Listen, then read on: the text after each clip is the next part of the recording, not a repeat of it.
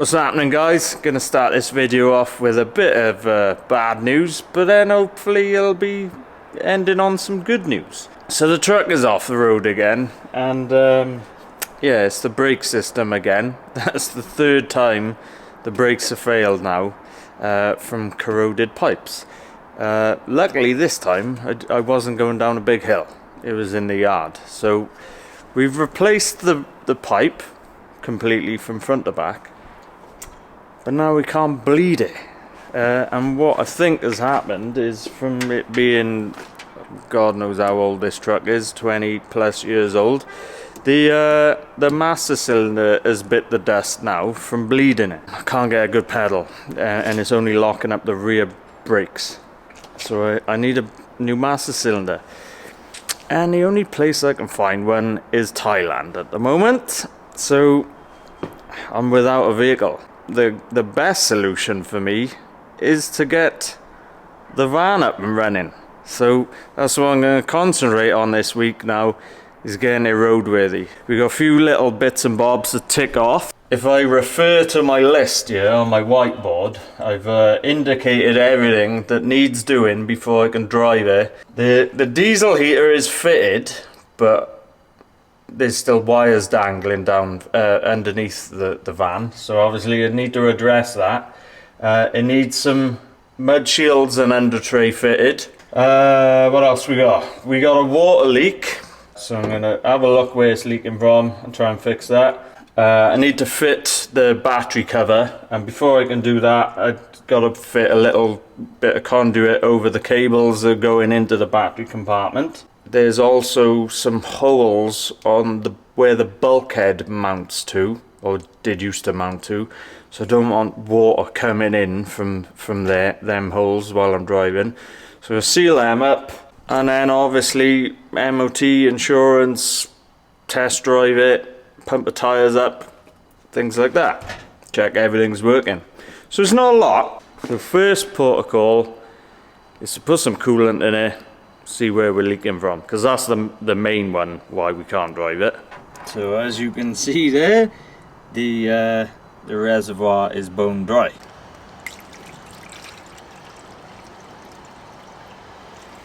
Right, as per flipping usual, there's not enough juice in the battery to start the van rather. So I got it on charge. I've had it on charge for flipping ages now. So let's see if it starts. Hey!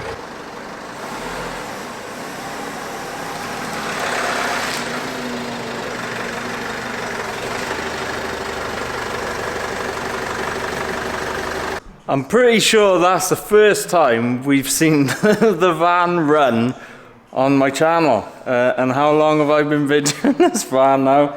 Yeah, sorry about that. Yeah, the only other time, I'm pretty sure the only other time we've seen it move is when I painted it and it came out of the unit, but then I was pushing it, and it was quite funny to get multiple shots of the van coming out of the unit. I've only got one camera, so we had to push it in and out about 4 or 5 times just to get shots from either side, and I think the drone as well was above it. I remember my dad was like, "What are we pushing it in and out again for now? Come on, I want to go home." I was like, we gotta get different angles. I only got one camera. Right, well that's the drip we got, and it is dripping very slowly. It's about 1 drip a minute. So exactly how much fluid I've lost, I don't know, because I can't even remember how long ago I filled it up with coolant. But there we are. Now, if we look, I don't know whether I'll be able to get this on the camera. There's too much pipes in a way, but you see there, it ain't gonna focus on it, but that hole there, right in the middle, we can see like pink stuff, like crystallized. Well, that's crystallized coolant that has leaked. Now, what I can see is coming off the side of the engine. So hopefully it's a simple fix, but what I'm gonna have to do is take out all of these pipes to be able to get to it. Good news and bad news. I've found where it's leaking from. Bad news is gonna be a twat of a job. Now, I ain't gonna be able to show you, but basically what I'm shining the light on there is the thermostat housing that's leaking. It's held on with 3 bolts. So what I've tried to do at the moment, I've stripped off as much things as I could just to be able to look at it. And I thought, right, I'm gonna try and tighten up the bolts just to see if that would fix it. Maybe they were loose, or you know, you never know. And just to confirm that it is the thermostat, by tightening up the bolts, is now leaking faster. Bit of a bigger puddle now. You can see there, just beyond where the light's shining there, orange bit, that's coolant sitting on top of the gearbox. So after a little bit of searching online, I found out what the whole thermostat housing looks like, because it's a bit hard to see when it's bolted to the side of the engine. There's pipes everywhere, and obviously in the back of the thermostat there's a rubber gasket that goes on it. That's obviously failed. So there's a motor factors just down the end of the road. I'm gonna see if my mate can give me a lift now. I think he said on the phone there's about 40 something quid plus the VAT. Now, I'm not sure whether I can fit it in situ because there's so much flipping things in the way. And to get to one of the bolts, I can see 2 plain as day, but the very bottom one, there's pipes in the way of it, and I couldn't get my ratchet on it tidy. I ain't gonna be able to undo it tidy, and putting the new one on, I ain't gonna be able to do it up tidy. So I think worst case scenario, and I wish I had noticed it was leaking when I did the clutch, I'm gonna have to take front end off. And when I did the clutch, the front end was off. Well, that escalated, didn't it? Well, because the front fell off. I did look online, did a little bit of research first to see how you remove the thermostat, and there was a few guides and a few videos on YouTube and stuff like that saying that you could do it without taking too much off. Basically just like pipes and the airbox had to come off, things like that to get to it. It looked an absolute nightmare, if I'm honest. Just make it easier, innit? It's not too difficult to take the front ends off on these vans. Whip the headlights out to the grille, the front bumper, these things that are by here as well, the front panel, get all that out of the way. Airbox was already off, intercooler out, and then, well, it's by there then. So I've got a new one. This is the old one, this is the culprit, and I mean you can pretty much see there all the gunge, well not really gunge but more like crystallization around the edge of it, and the gasket on it is as flat as a pancake. So I'm pretty adamant it was that, because there's no signs of leakage above it. So put the new one on, it was, what was it, £47, which is not too bad. It wasn't too hard once I got everything out of the way. Hardest thing is getting the pipes back on, because the circlips are a bit of a bastard. I tell you what though, I've never seen such a spaghetti of water pipes on an engine. It was like, they designed it and started off, we'll have a pipe here and here. Oh, we need to add another one for that. I'll just splice it into that one. Oh, we need one for there. Splice it into that one. And there's just pipes going into everything. Loads of them. Theoretically, I shall now fill it up with coolant and it won't leak. Yes, I am reusing my coolant because it's flipping brand new. So I've put a filter in my funnel. Right, I've way overfilled that now, but this is what came out of it. So as you can see, front end's back on now. I didn't want to bother doing one of those flipping, oh, you have to take this bolt out, you need to do that bolt, then this one. There's a million of them on YouTube. Go look at them if you need a hand. As for front ends, it is pretty easy compared to other vehicles. I can't see how I would have done that thermostat without taking the front end off. No, I mean, they put a bleed nipple, this is the old one, by there. So you let the air out by unscrewing it like that. And obviously you need to do that once all the van is back together again. To get to that, you can't go like that and get your thumb and your finger on it. All I'm relying on is the force of my thumb going like that on it. Nightmare. But I think I've bled it all. There's a bleed nipple at the top and a bleed nipple on this. I don't know of any others. I did both of them, air came out of them. I think we're good.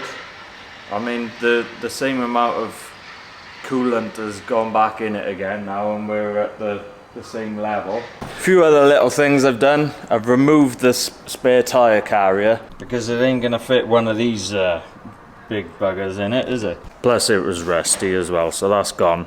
I've also sealed up all these holes that are on the bulkhead, or where the bulkhead joined to, because you can see daylight through them, so I didn't want to be driving through a puddle or something and water starts splashing through those holes into the interior of the van. I haven't got a clue what I'm doing on there yet. The only thing, when I was getting it up to temperature and bleeding the system and stuff, putting the coolant back in, the fan didn't come on, but it is really cold today. Whether once the fan comes on the coolant will drop down, I don't know. YouTube mechanics, let me know if it will. What do you think? I'm getting hot air through the heater vents. I've had the heater dial turned up to the max and the fan on max while I've been running the engine, but I wouldn't say the heater pipes are, you know, ooh, ow. So it's probably due to the weather, it's freezing. Okay, MOT is booked for the morning, and I've been doing a few other jobs, ticking off the small jobs off the to-do list. Previously, by here, where I got my wires going into the battery compartment, they are the wires for the seats, the front light bar, I think the battery to battery charger. Previously said I didn't want to go drilling through holes in the floor and stuff because it's just too much hassle, so I've got them going into the battery compartment here. I did have a hump there before. I've put conduit around the cables now to protect them, and then my hump wasn't big enough. You know, I don't mean to embarrass you, but I'm a rather brilliant surgeon. Perhaps I could help you with that hump. What hump? So I've had to cut the hump out and cut a hole in there. I bent the metal over so it's not a sharp edge, and then I even put this, it's the same with trim you get on your windows on the insides when you cut your windows in, so put some of that on there as well to make it look nice. We got the cover to go over the top of that as well, and to match the rubber flooring, so I think it should be fine. The next thing I'm going to do is not something I have to do to be able to get it on the road, but I want to do, and it's the last dirty thing on the van. Now, if you go back right to my first ever episode of this van build, my first ever video on YouTube, in fact, you will see there isn't videos. It was pre me having a YouTube camera. I did take photos of the state of this van when I bought it. It was absolutely minging. So the people who were in this van using it, well, bunch of slobs basically, and yeah, they've treated the front part of the cab the same, and the dash. The one thing I have cleaned is the headline, and I did that before I put it back in. I had to jet wash it because there was tea stains all over it. He must have been driving along drinking his tea like that, and he's going so he must have been covered with tea as well.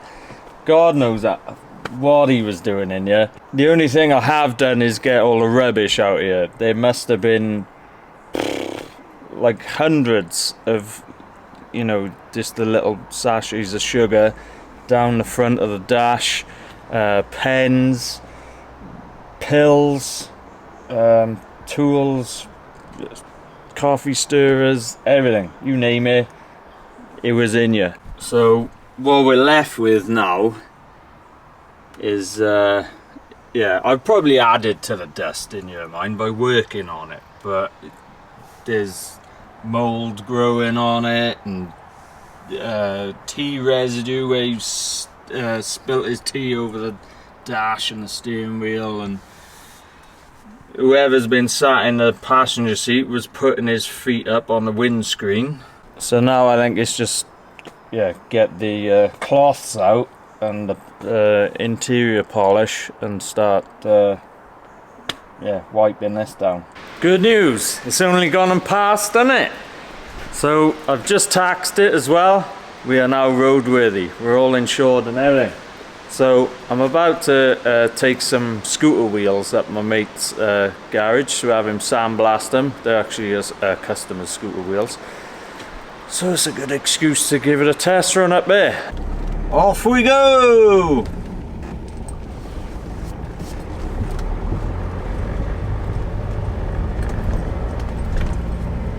Put the wipers on, Jazz.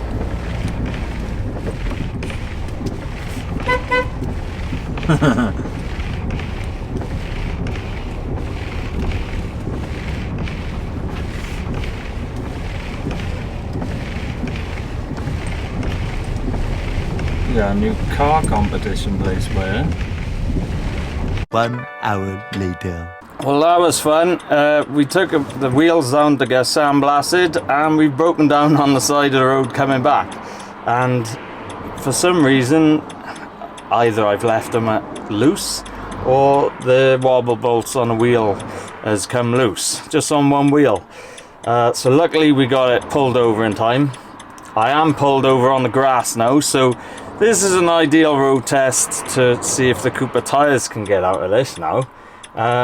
I'm absolutely knackered though. I just had to walk for probably about 20 minutes to go get a socket and a ratchet. No, yeah, socket and a wheelbase off my mate's garage.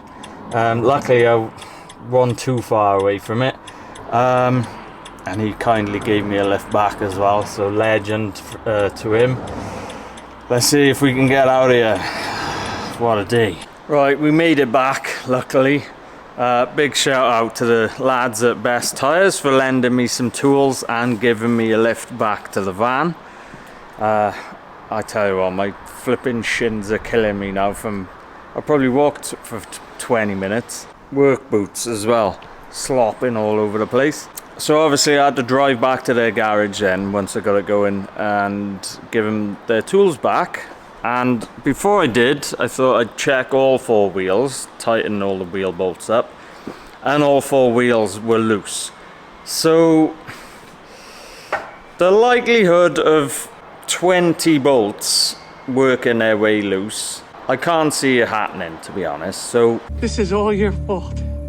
I think it's just a case of me not doing them up. I'm just gonna monitor the situation and always make sure I've got a wheel brace and socket in the van while I'm driving it for the near foreseeable future, and see if they come loose again.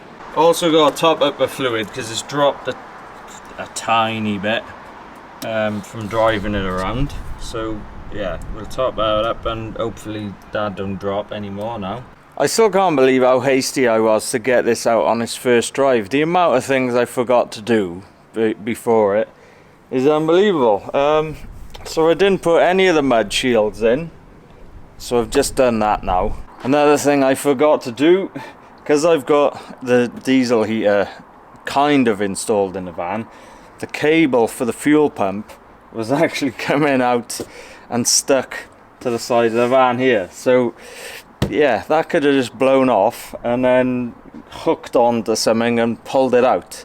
Right, it's actually a nice day today, so rather than take it for its second test drive out in the rain, I think we'll do it today while the sun is out. Hopefully this time the wheels don't fall off. I have checked it again. Right, Well, let's go. Van's beeping at me, so I best put my seatbelt on. I'm not sure how I'm gonna flipping manage to film this without a dedicated camera mount, but we'll give it a go. I can hold it going down the yard. Let's go!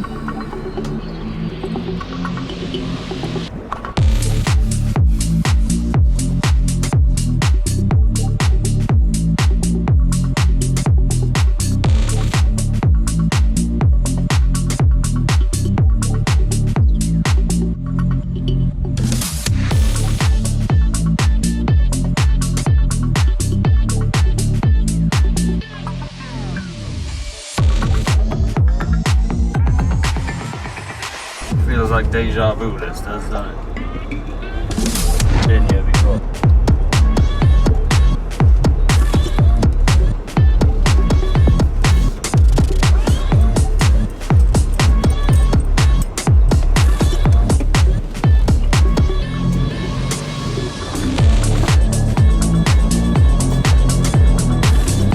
Right, well the sun keeps going in and out all the time, and I got I got the camera just perched on the dashboard at the moment, so how long it'll last by there. It might look like you fall off the planet in a minute if I go around a hard left-hander or right-hander or whatever. But I think we get out of this industrial estate and go take it somewhere a bit more scenic, I think. Hopefully my phone charges up a bit more as well, so I can use the drone a little bit more. So I got my cup of tea with me as well.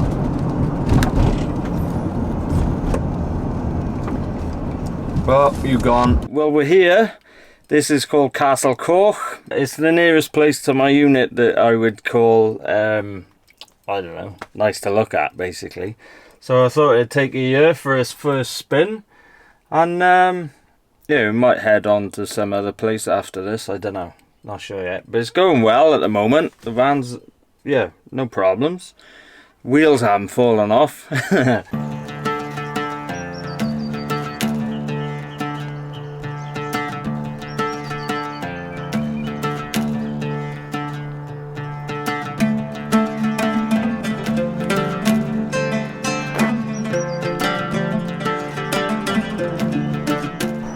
Be doing some work on it at the moment because they got this big screen that's got a nice colourful mural on it and what they're doing.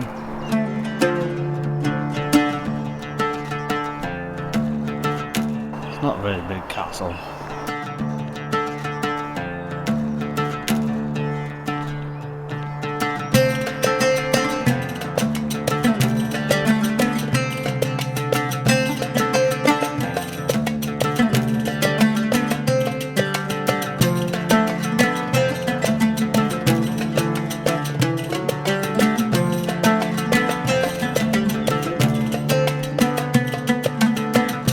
Now, I ain't about to give you a history lesson on this castle because, to tell you the truth, I don't know an awful lot about it, so I would have to read it off of Google anyway, so you can do that yourself.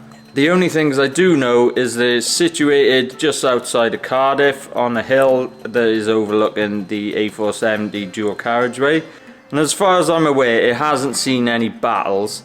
I don't even think it was built for that. I did hear that the guy who commissioned it to be built, he was having it built for his lover or something. So yeah, it was just I think it was just a shag pad in the woods basically, wasn't it?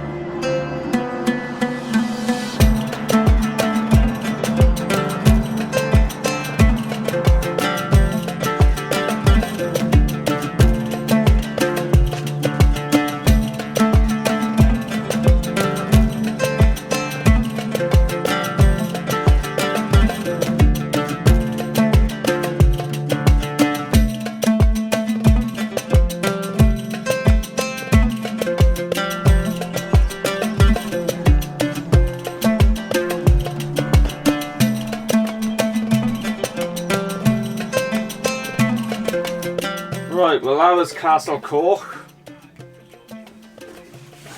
English people probably won't be able to pronounce that. So let's go somewhere else.